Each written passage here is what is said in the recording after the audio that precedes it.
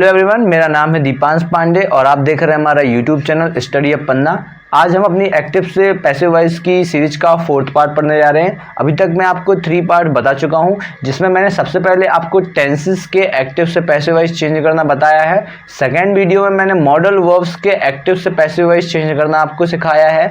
And third part में मैंने आपको इम्पेरेटिव सेंटेंस के एक्टिव से पैसिव वॉइस चेंज करना बताया है। अगर आपने अभी तक हमारी वो वीडियोज़ नहीं देखी हैं तो एक बार जाकर जरूर देखिए।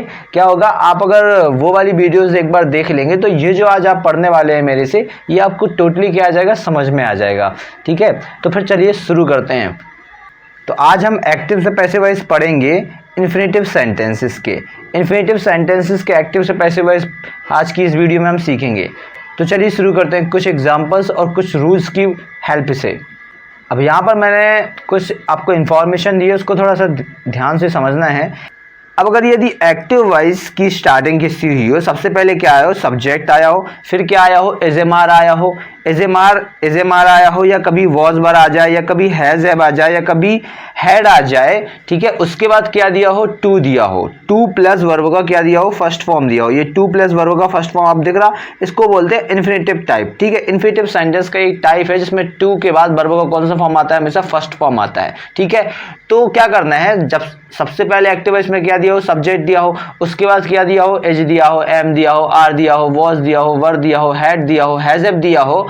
ठीक है, उसके बाद टू, उसके बाद वर्ब का फर्स्ट फॉर्म, उसके बाद क्या दिया हो, ऑब्जेक्ट, उसके बाद मेन वर्ब का कौन सा फॉर्म दिया हो, फर्स्ट फॉर्म दिया हो, उसके बाद क्या दिया हो, ऑब्जेक्ट दिया हो। ठीक है, अब आप भी थोड़ा सोच रहे होगे कि जब एजेमार आता है तो वर्ब का आईएनजी फॉर्म आता है, वॉज वर आता है तो वर्ब का कौन सा फॉर्म आता है, आईएनजी फॉर्म आता है, हैज हैव आता है तो वर्ब का थर्ड फॉर्म आता है, हैड आता है तो वर्ब का थर्ड फॉर्म आता है। तो यहाँ पर फर्स्ट फॉर्म क्यों आ रहा, यही तो समझना है हमें कि यहाँ पर टू भी तो आ रहा है। ये आप देख पा रहे हो टू आ रहा, तो टू के बाद हमेशा कौन सा फॉर्म आता है, फर्स्ट फॉर्म। और सेंटेंस किस में चेंज हो जाता है, ये टेंसेस से हटकर इन्फिनेटिव सेंटेंसेस में चला जाता है। तो अगर इनके एक्टिव से पैसिव वॉइस बनाना है तो कुछ बातों का हमें ध्यान रखना पड़ता है। ठीक है, अब इनके पैसिव वॉइस का जो स्ट्रक्चर बनता है, जब भी इस तरीके के सेंटेंस आते हैं तो इनके अगर पैसिव वॉइस का स्ट्रक्चर बनता है तो इस तरीके से बनता है। सबसे पहले क्या ले आते हैं, हम ऑब्जेक्ट को ले आते हैं। ठीक है, अभी तो हमने जो टेंसेस के एक्टिव से पैसिव वॉइस सीखे थे प्रीवियस वीडियोज में हमारी, ठीक है, उसमें क्या करते थे, हम सब्जेक्ट को ऑब्जेक्ट की जगह पर ले आते थे। एक्टिव से जब हम पैसिव बनाते थे तो जो एक्टिव वॉइस का क्या होता था, सब्जेक्ट होता था, वो पैसिव वॉइस में क्या बन जाता था, ऑब्जेक्ट बन जाता था।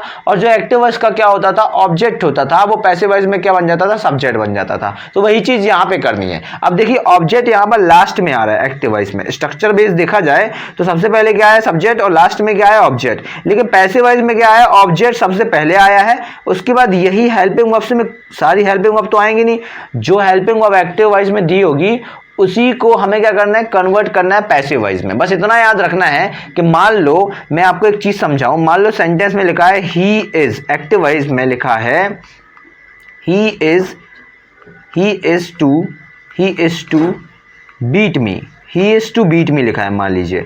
अब अगर आप एक चीज ध्यान रखो कि जो पैसिव वॉइस इसका बनेगा वो क्या बनेगा। अब यहाँ पर जो मी है ये क्या है, ऑब्जेक्ट है सेंटेंस का। अब इसको क्या करेंगे, हम सबसे पहले लेंगे, तो जो हमारा इसका पैसिव वॉइस बनेगा वो क्या बनेगा, सबसे पहले मी का किस में चेंज करेंगे, हम आई में चेंज करेंगे। मी आई में चेंज हो गया, आई के बाद हम क्या लगाएंगे, एम लगाएंगे, उसके बाद क्या करेंगे, टू लगाएंगे, उसके बाद बी यूज कर देंगे, यहाँ बी का ध्यान देखना है, टू बी। ठीक है, उसके बाद मेन वर्ब का कौन सा फॉर्म लगाएंगे, थर्ड फॉर्म। तो बीट का थर्ड फॉर्म क्या होता है, बीटन होता है। ठीक है, बीटन के बाद हम क्या यूज कर देंगे, बाय यूज कर देंगे। उसके बाद क्या करेंगे, हम ही जो है हमारा वो चेंज हो जाएगा हिम में। तो कहने का मतलब सब्जेक्ट जो था हमारा, यहाँ पर जो ये सब्जेक्ट था ये क्या बन गया, ऑब्जेक्ट बन गया यहाँ पर। और जो ये हमारा ऑब्जेक्ट था वो यहाँ पर क्या बन गया, यहाँ पर सब्जेक्ट बन गया। ये सारी चीजें आपको समझ में आ रही होंगी। तो क्या करना है, हमें किसी और टेंस से हेल्पिंग वर्ब नहीं लेनी जैसा हम टेंसेस में करते थे। क्या, अगर मान लो कॉन्टिन्यूअस के एक्टिव से पैसिव वॉइस बनाए तो बीइंग लगाकर बनाते थे। अगर परफेक्ट के एक्टिव से वॉइस बनाना है तो परफेक्ट कॉन्टिन्यूअस से हेल्पिंग वर्ब लेते थे। अगर इंडेफिनिट के एक्टिव से पैसिव वॉइस बनाना है तो क्या करते थे, हम कॉन्टिन्यूअस से हेल्पिंग वर्ब लेते थे। थोड़ा और एक बार चीज समझ लेते हैं इस चीज को। जैसे मैंने एक एक्टिव वॉइस बोला, यहाँ पर क्या बोला एक्टिव वॉइस, यहाँ पर मैंने बोला आई एम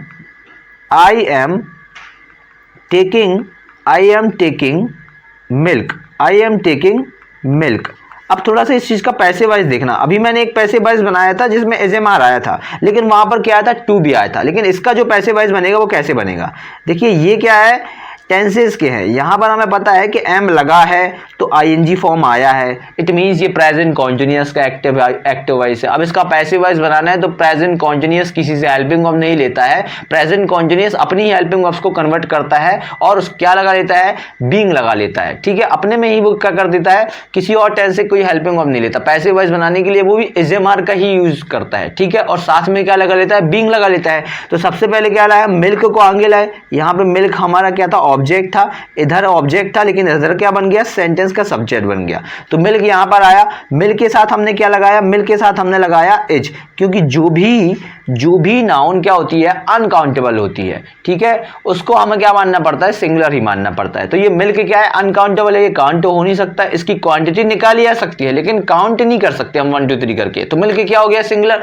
तो मिल्क के साथ क्या लगेगा, इज, लेकिन आप देख रहे होगे आई के साथ यहाँ पे क्या लग रहा था, एम। अब तो मिल्क इज, अब क्या करेंगे हम, बीइंग लगा देंगे। इनके एक्टिव से पैसिव वॉइस जब बनाते हैं कॉन्टिन्यूअस के टेंसेस में तो हम बीइंग का यूज करते हैं, और बीइंग के बाद क्या आ जाएगा, थर्ड फॉर्म। तो थर्ड फॉर्म टेकिंग, टेक का थर्ड फॉर्म क्या होता है, टेकन। तो टेकन यूज किया और फिर क्या लगा दिया, बाय प्रेपोजिशन का यूज करते हैं हम जब भी कभी एक्शन लिविंग के द्वारा होता है। एक्टिव वॉइस में अगर सब्जेक्ट लिविंग है तो पैसिव वॉइस में, ठीक है, उस जो वो सब्जेक्ट ऑब्जेक्ट बनेगा ना, उसके आगे क्या यूज करते हैं हम, बाय का यूज करते हैं। तो जो आई है वो अब किस में चेंज हो गया, माई में। तो कहीं ना कहीं एक्शन तो मी के द्वारा किया जा रहा है ना यहाँ पे, सॉरी माई का क्या बन गया यहाँ पे, आई का क्या बन गया, मी बन गया। आई का क्या बन गया, मी बन गया। तो एक्शन किसके द्वारा, मी के द्वारा, कहने का मतलब आई के द्वारा। ठीक है, तो मी क्या है, लिविंग है, उसके पहले क्या लग रहा, बाय। लेकिन एक बात समझो, यहां पर जो एक्टिव वॉइस बनाया वो थोड़ा अलग तरीके से बना, और इसके पहले जो एक्टिव वॉइस बनाया था वो थोड़ा अलग तरीके से बना था। तो वहां पर जब भी कभी एक्टिव वॉइस में हेल्पिंग वर्ब के बाद, जो हमने टेंसेस में सीखी, उनके बाद अगर टू आ जाता है, क्या आ जाता है, टू, और वर्ब का कौन सा फॉर्म लगाओ, फर्स्ट फॉर्म लगाओ, तो उनके पैसिव वॉइस बनाने के लिए हमें इस स्ट्रक्चर का यूज करना पड़ेगा जो मैं आपको इस वीडियो में समझा रहा हूं।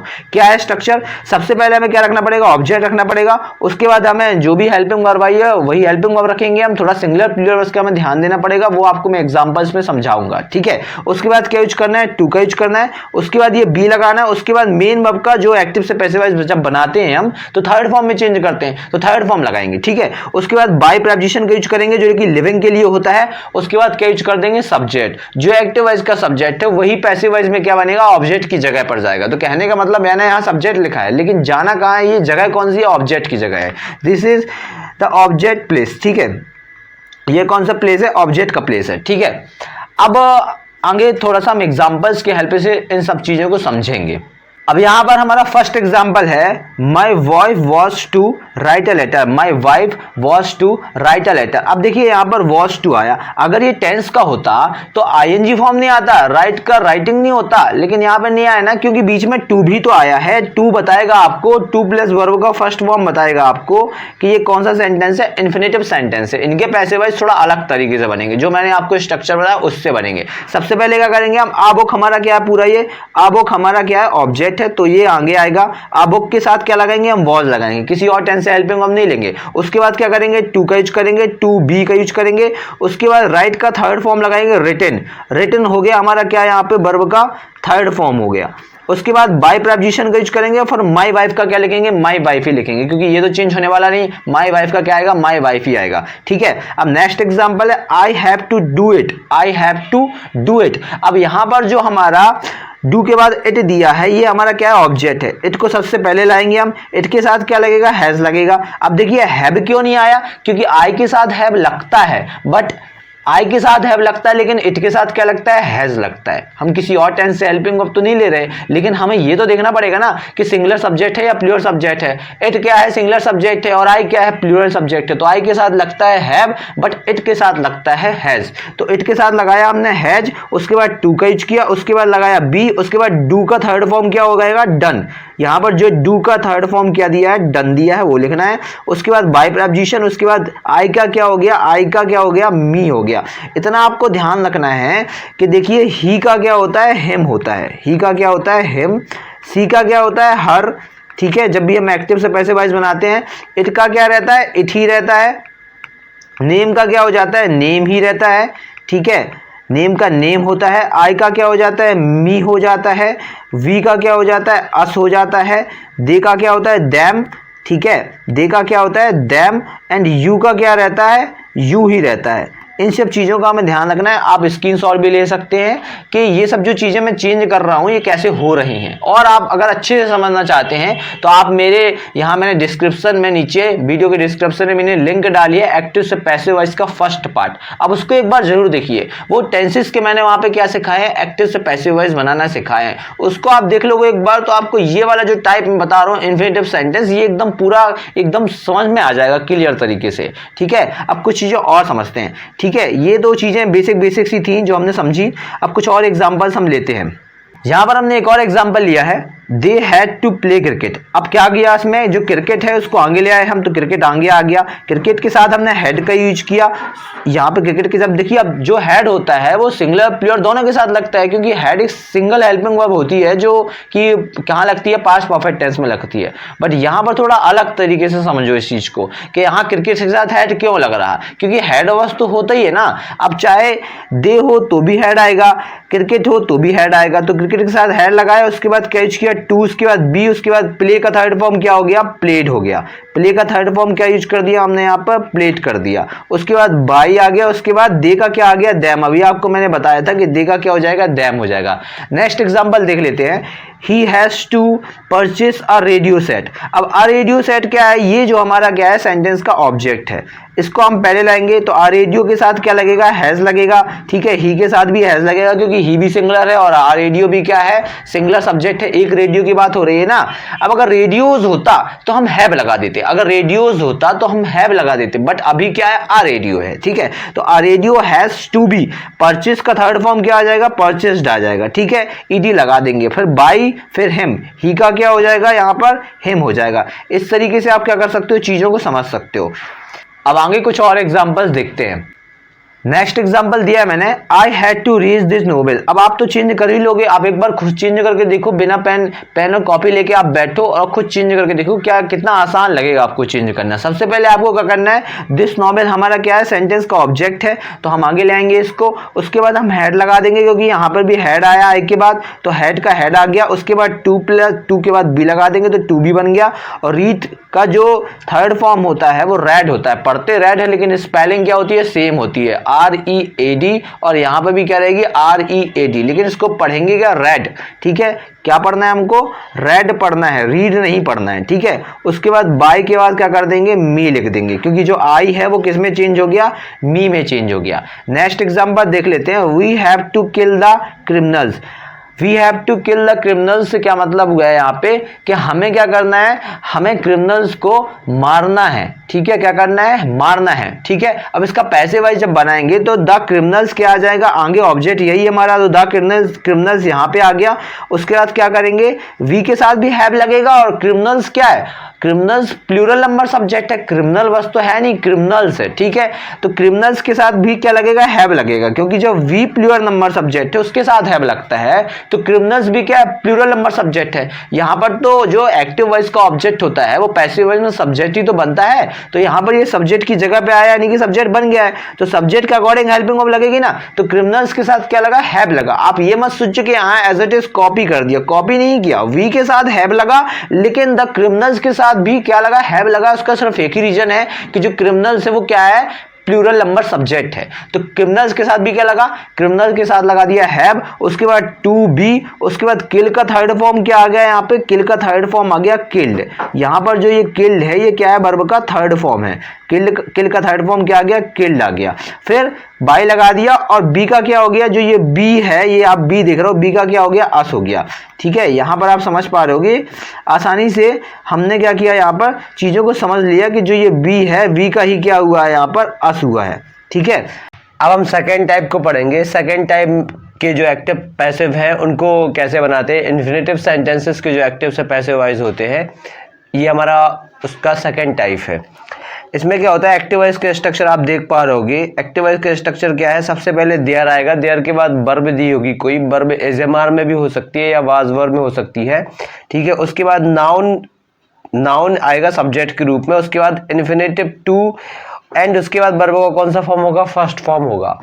तो अगर इनके पैसिव वाइज आपको बनाने हैं तो आपको सबसे पहले क्या करना है, देयर से लेके देयर प्लस वर्ब, जो भी वर्ब दी हो वो एज इट इज वैसे ही रखनी है और नाउन भी आपको वैसे ही रखनी है, इतना सेम ही रखना है। इसके बाद क्या कर देना है, अभी आपको इसके पहले टाइप में बताया मैंने कि जो टू प्लस वर्ब का फर्स्ट फॉर्म है उसका टू बी प्लस वर्ब का कौन सा फॉर्म बन जाता है, थर्ड फॉर्म बन जाता है। तो टू बी प्लस वर्ब का कौन सा फॉर्म यहाँ पे आ जाएगा, थर्ड फॉर्म आ जाएगा।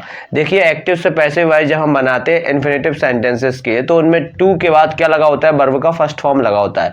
तो कुछ नहीं करना, पैसिव वाइज बनाते समय टू बी कर देना है और वर्ब का कौन सा फॉर्म लगा देना है, थर्ड फॉर्म लगा देना है। जो भी एक्शन बताया गया एक्टिव वाइज में उसका पैसिव वाइज बनाते समय मेन वर्ब को थर्ड फॉर्म में क्या कर देंगे, मेन वर्ब के थर्ड फॉर्म में कन्वर्ट कर देंगे। ठीक है, अब आगे एग्जांपल्स को देखते हैं इनके। यहाँ पर कुछ एग्जांपल्स मैंने दिए हैं और बेहतर तरीके से स्ट्रक्चर को समझने के लिए और टाइप 2 को समझने के लिए। फर्स्ट एग्जाम्पल है एक्टिव वॉइस का, there is no money to buy. There is no money to buy, तो अब देखिए देयर से लेके और जो देयर इज है और जो नो है पूरा यहां तक क्या करना है, सेम ही करना है। ठीक है, देयर इज नो मनी तक देखिए यहाँ पर there is no money, to be हो जाएगा किसका, टू का थर्ड फॉर्म क्या कर देंगे, टू बी कर देंगे। तो टू बी और बाय का थर्ड फॉर्म क्या लगा देंगे, बॉट लगा देंगे। तो टू बी बॉट हो जाएगा, there is no money to be bought. Next example है, there is nothing to gain. There is nothing to gain, अब देयर इज नथिंग को क्या करना है, एज इट इज ऐसे ही रखना है। There is nothing passive voice बनाते समय क्या करेंगे हम, देयर इज नथिंग रख देंगे इतना एज इट इज वैसे ही जैसे एक्टिव वॉइस में लिखा है। उसके बाद क्या कर देंगे, टू के बाद बी लगा देंगे तो टू बी बन जाएगा, टू बी गेन। गेन का थर्ड फॉर्म क्या हो जाएगा, ये वर्ब का कौन सा फॉर्म आ गया, यहाँ पर थर्ड फॉर्म आ गया। तो गेन का थर्ड फॉर्म क्या हो जाएगा, गेन्ड हो जाएगा। नेक्स्ट है, there is nothing to learn. There is nothing to learn, देखिए इन चीजों का मतलब क्या निकलता है, there is nothing to learn, कुछ भी सीखने लायक नहीं है। ठीक है, there is no money to buy, एक भी पैसे नहीं है खरीदने के लिए, कोई भी चीज खरीदने के लिए एक भी पैसे नहीं है। ठीक है, तो there is nothing to be learned क्या हो जाएगा, there is nothing to be learned. ठीक है, थर्ड फॉर्म लर्न का क्या हो जाएगा, लर्नड हो जाएगा। ठीक है, इस तरीके से हम एक्टिव से पैसिव वाइज इजीली बना लेंगे। बहुत आसान है इनके एक्टिव से पैसिव वाइज बनाना, कुछ नहीं करना आपको। सबसे पहले आपको देयर रखना है, देयर के बाद जो वर्ब आई है, जो हेल्पिंग वर्ब आई है एक्टिव वाइज में, उसको रखना है।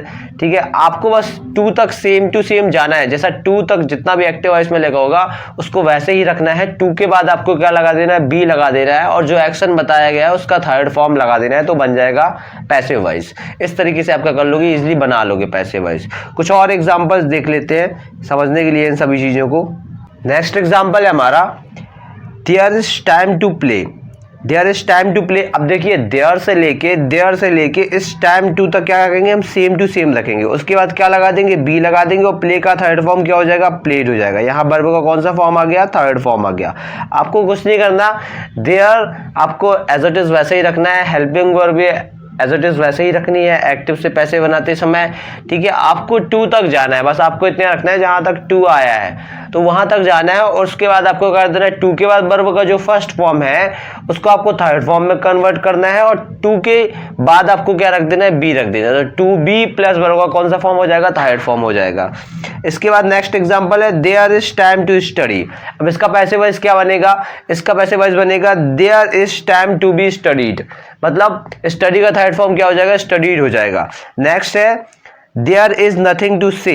अब से का थर्ड फॉर्म क्या हो जाएगा, सेड हो जाएगा। तो आप क्या करोगे, there is nothing to be said.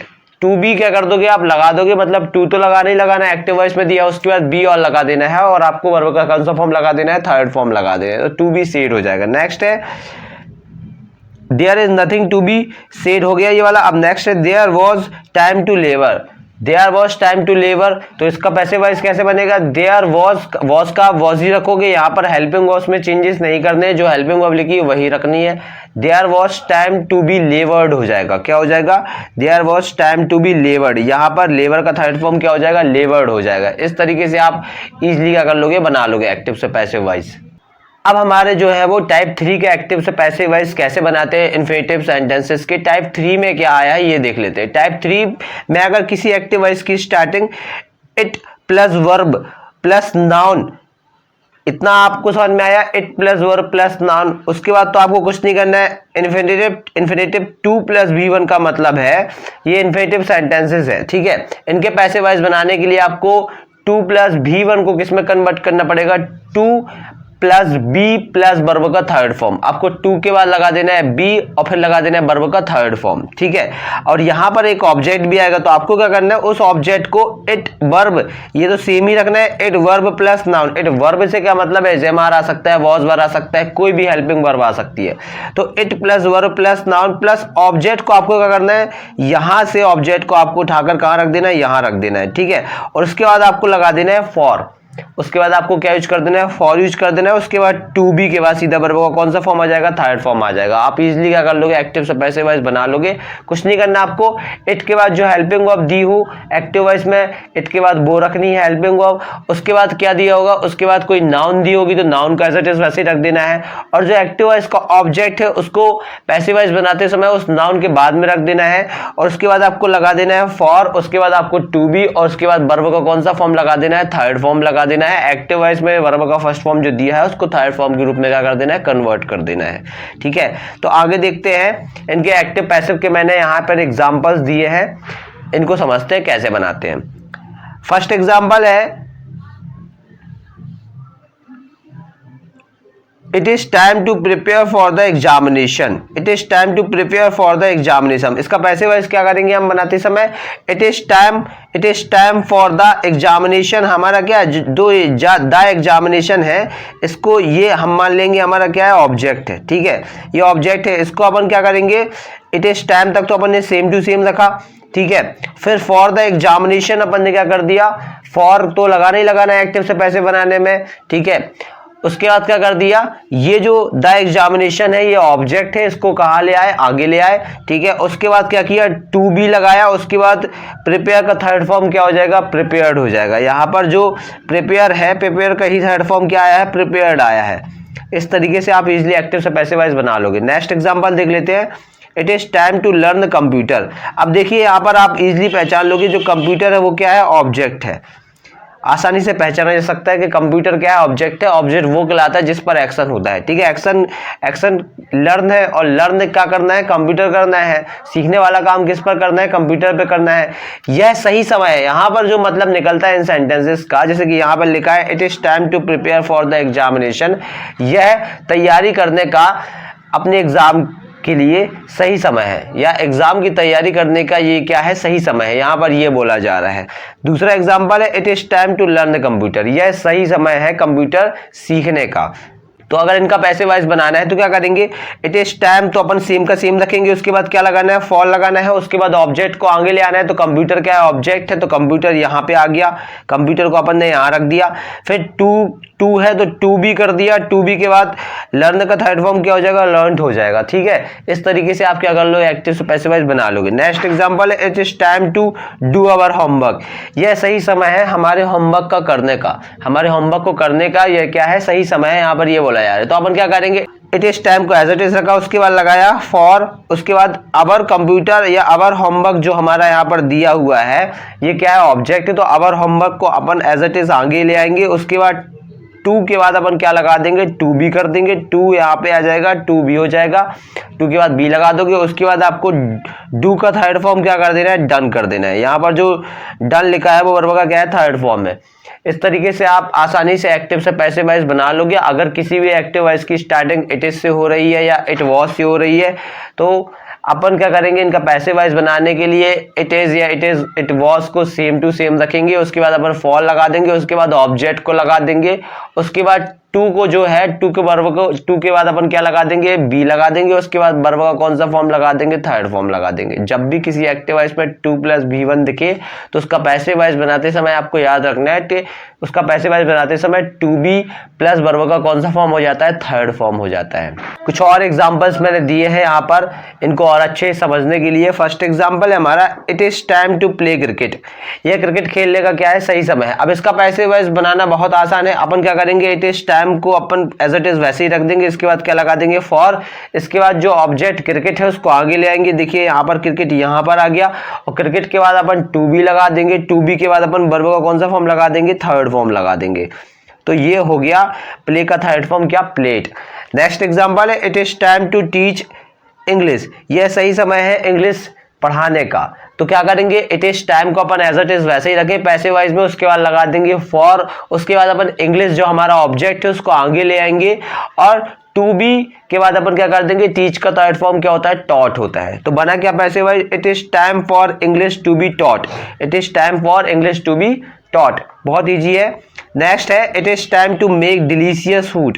यह सही समय है डिलीशियस फूड बनाने का, स्वादिष्ट भोजन बनाने का। अब पैसिव वॉइस क्या करेंगे बनाते समय, इट इज टाइम को अपन रखेंगे एज इट इज, उसके बाद लगा देंगे फॉर, उसके बाद जो डिलीशियस फूड है हमारा वो क्या है, हमारा ऑब्जेक्ट है, तो उसको अपन आगे ले आएंगे तो बनेगा क्या, it is time for the delicious food to be made. Make का थर्ड फॉर्म क्या आ जाएगा, मेड आ जाएगा। जो यहां पर आपको दिख रहा है ये क्या है, वर्ब का थर्ड फॉर्म है, तो मेड आ गया। It is time for delicious food to be made.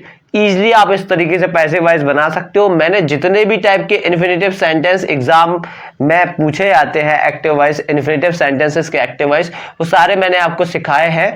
अगर आपको ये वीडियो पसंद आई है, वीडियो को देखने में आपको बहुत मजा आया है और बहुत सारी चीजें सीखने को मिली है, तो एक बार वीडियो में लाइक कमेंट करके जरूर बताएं और अपने दोस्तों के साथ इस वीडियो को शेयर जरूर करें। अगर आपने अभी तक हमारा चैनल सब्सक्राइब नहीं किया है तो हमारे चैनल को जरूर सब्सक्राइब करें।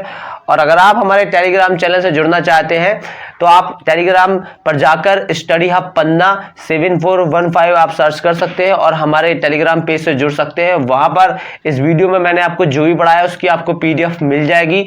आप हमारे फेसबुक पेज से भी जुड़ सकते हैं, वहां पर भी आपको क्या करना है, स्टडी हब पन्ना सर्च करना है और आप हमारी प्रीवियस वीडियोस को भी देख सकते हैं। प्रीवियस वीडियोस मैंने डाली है एक्टिव से पैसिव वॉइस की, प्लेलिस्ट में जाना है आपको, एक्टिव से पैसिव वॉइस का फर्स्ट पार्ट देखना है, सेकंड पार्ट देखना है, थर्ड पार्ट देखना है। फर्स्ट पार्ट में मैंने टेंसेस के एक्टिव से पैसिव वॉइस बताए हैं, सेकंड पार्ट में मैंने मॉडल वर्ब्स के एक्टिव से पैसिव बताए हैं और थर्ड पार्ट में मैंने इंपेरेटिव सेंटेंसेस के एक्टिव से पैसिव वॉइस बनाना या जो भी कॉम्पिटिटिव एग्जाम्स में आते हैं उनको बताया है। और ये हमारा कौन सा पार्ट है, फोर्थ पार्ट है, जिसमें मैंने इन्फिनेटिव सेंटेंसेस के एक्टिव से पैसिव वॉइस दिए हैं। आप आसानी से सीख सकते हैं इनको। और जल्द ही हमारी एक्टिव से पैसिव वॉइस का एक टेस्ट पेपर भी मैं डालने वाला हूं, तो उसमें आप देखेंगे कि किस एग्जाम में किस तरीके के एक्टिव से पैसिव वॉइस आते हैं। मैंने स्कूल्स लेवल से लेके कॉम्पिटिटिव लेवल तक के उसमें एक्टिव से पैसिव वॉइस दिए हैं, उनको अपन सॉल्व करेंगे और देखेंगे कि एक्टिव से पैसिव वॉइस किस तरीके के पूछे जाते हैं एग्जाम्स में। चलिए तो मिलते हैं फिर अगली वीडियो के साथ, तब तक के लिए बाय बाय, टेक केयर।